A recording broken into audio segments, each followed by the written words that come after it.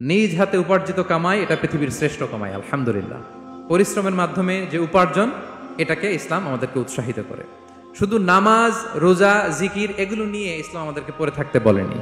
Quranic order হচ্ছে আপনার নামাজ শেষ, আপনি বেরিয়ে পড়বেন, কাজে বেরিয়ে যাবেন। ফাইদা কুদিয়াতিস সালাতু ফান্তাশিরু ফিল আরদি ওয়াবতাগু মিন ফাদলিল্লাহ। বিধানটা কার বলুন? আওয়াজ করে বলুন, বিধানটা কার? এটা কোরআনিক ভার্ডিক্ট, কোরআনের বিধান। নামাজ শেষ, গোল হয়ে বসে জিকির করতে বলা নাই আল্লাহ। আল্লাহ বলেছে ফান্তাশিরু ফিল আরদ ওয়াবতাগু মিন ফাদলিল্লাহ, জমিনে ছড়িয়ে পড়ো, আল্লাহর রিজিক তালাশ করো। নামাজ শেষ, বেরিয়ে যাবেন। কৃষক চলে যাবে মাঠে, শ্রমজীবী চলে যাবে ফ্যাক্টরিতে, শিক্ষকরা চলে যাবে তাদের শিক্ষা প্রতিষ্ঠানে, কর্পোরেট ওয়ার্ল্ডের লোকেরা চলে যাবে তাদের প্রতিষ্ঠানে। ডেভেলপমেন্ট করতে হবে, সিভিলাইজেশন করতে হবে। নামাজের পরে গোল হয়ে বসে থাকা চলবে না। কি ব্যালেন্স দেখেছেন ইসলাম?